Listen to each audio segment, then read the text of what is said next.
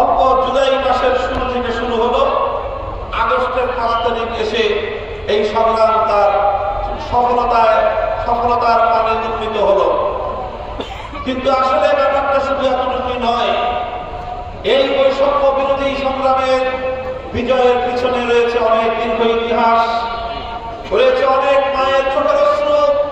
এই সংগ্রামের সফলতার পিছনে রয়েছে অনেক বাবার ঘাম, এই সংগ্রামের পিছনে রয়েছে অনেক ভাইয়ের রক্ত। এই সংগ্রামের সফলতার জন্য অবশ্যই সেই সকল শহীদদের প্রতি জাতিকে চিরদিন কৃতজ্ঞতার হিসেবে আবদ্ধ থাকতে হবে।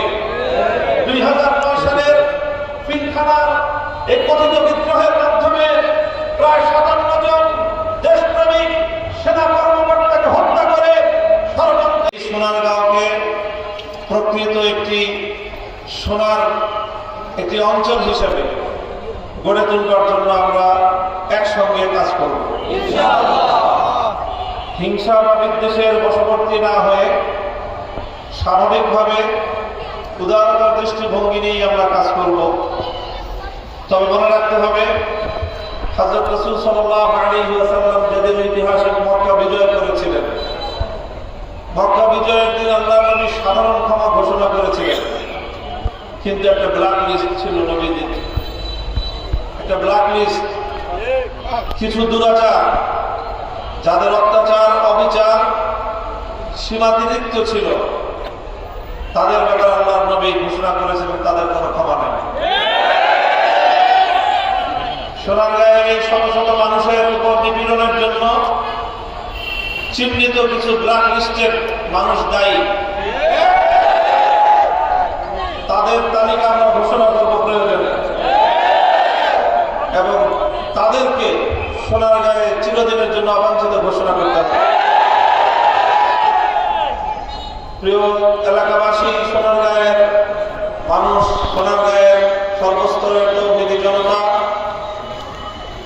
আমরা আল্লাহ পাক রব্বুল আলামিনের দরবারে শুকরিয়া আদায় করি যে আমাদের 16 বছর অন্ধকার সময়ে আমাদের বুকের উপর চেপে বসেছিল এক দারিদ্রশালী জগদ্দল পাথরের মতো।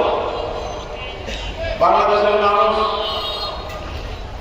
মানুষের ধারণা হয়ে গিয়েছিল যে এই দারিদ্রশাহীকে বুঝে আর আমাদের বুকের উপর থেকে নামানো সম্ভব না। আর তাদের আত্মবিশ্বাস এই পরিমাণ ছিল যে তাদেরকে হটানোর মতো, অপসারণের মতো কোন শক্তি নেই। কিন্তু আল্লাহর কোরআন যেভাবে বলেছে, তারা আমাদের পতনের সব দিক, সকল দুয়ারগুলো রুদ্ধ করে আত্মবিশ্বাসের সাথে তারা রাষ্ট্রীয় ক্ষমতার মস্তককে জবরদখল করে বসেছিল। আজকের এই পথসভায় সর্বপ্রথম বৈষম্য বিরোধী আন্দোলনের শাহাদাত বরণকারী সকল শহীদদের মাগফিরাত কামনা করছি। আল্লাহ রাব্বুল আলামিন যেন আমাদের এই সকল শহীদদের শাহাদাতকে কবুল করেন, তাদের সন্তপ্ত পরিবার পরিজনকে আল্লাহ ধৈর্য ধারণ করার তৌফিক দান করেন এবং দান করেন। ইকবাল সাহেবকে, যার শাহাদাত, যার মৃত্যু বিশেষ করে আমাকে এতটা বেশি মর্মাহত করেছে যে আমার কারা জীবনের 3 বছরের সবচেয়ে দুঃখজনক এবং সবচেয়ে হৃদয় বিদারক ঘটনা ছিল এটি। এই ভাইয়ের জন্য এবং তার পরিবারের জন্য আমি আপনাদের সকলের কাছে দোয়া চাই যে মরহুম শহীদ ইকবাল রহমতুল্লাহ আলাইহি যেন আল্লাহ পাক জান্নাতুল ফেরদাউস দান করেন এবং তার রেখে যাওয়া আদর্শ যেন তার পরবর্তী প্রজন্ম ধারণ করতে পারে। আমি শুকরিয়া জানাই বিশেষ করে সোনারগাঁও থানা এবং সোনারগাঁয়ের পাশাপাশি বন্দর, গজারিয়া এবং রূপগঞ্জ থানা কারাগারে নিক্ষিপ্ত হয়েছেন। দিনের পর দিন তাদেরকে ফেরারি জীবনযাপন করতে হয়েছে। আমি আজ এই সোনারগাঁয়ের সমাবেশ মঞ্চ থেকে জনগণকে বলতে চাই যে আমাদের ওই ঘটনায় আমরা যারা একসাথে কারারুদ্ধ হয়েছিলাম, আমরা তারা সকলে মিলে একদিন বসবো ইনশাআল্লাহ।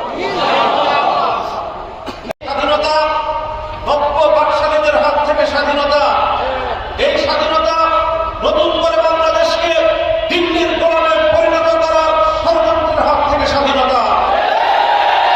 এখনো দিল্লিতে বসে কেউ যদি স্বপ্ন দেখে শাহজাহানের বাংলাদেশকে আবার নরেন্দ্র মোদীদের কর্মগত করবে, নরেন্দ্র মোদীদের স্বার্থের পরিমাণে বাংলাদেশকে আমরা পরিষ্কার ভাষায় বলে দিতে চাই, যেমনি ভাবে রক্তের বিনিময়ে বাংলা তার স্বাধীনতা অর্জন করেছিল, রক্ত দিয়ে 75 সালে একবার তারা যেভাবে স্বৈরাচারীদেরকে যারা মানুষের অধিকার নিয়ে ছিনিমিনি খেলেছিল, 30,000 যুবকের রক্তে যাদের হাত ভঞ্জিত হয়েছিল, স্বাধীনতার নেতৃত্বদানকারী হওয়া সত্ত্বেও সেই ফ্যাসিবাদের জায়গা বাংলাদেশে হয় নাই। 2024 সালে 90 ফ্যাসিবাদের জায়গা বাংলাদেশে হয় নাই। আগামী দিনে যদি কেউ আবার ফ্যাসিবাদের চর্চা করবার দুঃস্বপ্ন দেখে স্পষ্ট বার্তা দিয়ে দিতে চাই, বাংলাদেশের মানুষ আর কোনদিন ফ্যাসিবাদকে মেনে নেবে না ইনশাআল্লাহ। আজকের এই পথসভায় সর্বপ্রথম বৈষম্য বিরোধী আন্দোলনের শাহাদাত বরণকারী সকল শহীদদের রুহের মাগফিরাত কামনা করছি। আল্লাহ রাব্বুল আলামিন যেন আমাদের এই সকল শহীদদের শাহাদাতকে কবুল করেন, তাদের সন্তপ্ত পরিবার পরিজনকে আল্লাহ ধৈর্য ধারণ করার তৌফিক দান করেন এবং দান করেন। ইকবাল সাহেবকে যার শাহাদাত, যার মৃত্যু বিশেষ করে আমাকে এতটা বেশি মর্মাহত করেছে যে আমার কারা জীবনের 3 বছরের সবচেয়ে দুঃখজনক এবং সবচেয়ে হৃদয় বিদারক ঘটনা ছিল এটি। এই ভাইয়ের জন্য এবং তার পরিবারের জন্য আমি আপনাদের সকলের কাছে দোয়া চাই যে মরহুম শহীদ ইকবাল রহমতুল্লাহ আলাইহি যেন আল্লাহ পাক জান্নাতুল ফেরদৌস দান করেন এবং তার রেখে যাওয়া আদর্শ যেন তার পরবর্তী প্রজন্ম ধারণ করতে পারে। আমি শুকরিয়া জানাই বিশেষ করে সোনারগাঁও থানা এবং সোনারগাঁয়ের পাশাপাশি বন্দর, গজারিয়া এবং রূপগঞ্জ থানা কারাগারে নিক্ষিপ্ত হয়েছেন। দিনের পর দিন তাদেরকে ফেরারি জীবনযাপন করতে হয়েছে। আমি আজ এই সোনারগাঁয়ের সমাবেশ মঞ্চ থেকে এই জনগণকে বলতে চাই যে আমাদের ওই ঘটনায় আমরা যারা একসাথে কারারুদ্ধ হয়েছিলাম, আমরা তারা সকলে মিলে একদিন বসবো ইনশাআল্লাহ। স্বাধীনতা 90 পাকশালীদের হাত থেকে স্বাধীনতা, এই স্বাধীনতা নতুন করে বাংলাদেশকে দিল্লির গোলামে পরিণত করার ষড়যন্ত্রের হাত থেকে স্বাধীনতা। এখনো দিল্লিতে বসে কেউ যদি স্বপ্ন দেখে শাহজাহানের বাংলাদেশকে আবার নরেন্দ্র মোদীদের কর্মগত করবে, নরেন্দ্র মোদীদের স্বার্থের পরিমাণে বাংলাদেশকে আমরা পরিষ্কার ভাষায় বলে দিতে চাই, যেমনি ভাবে রক্তের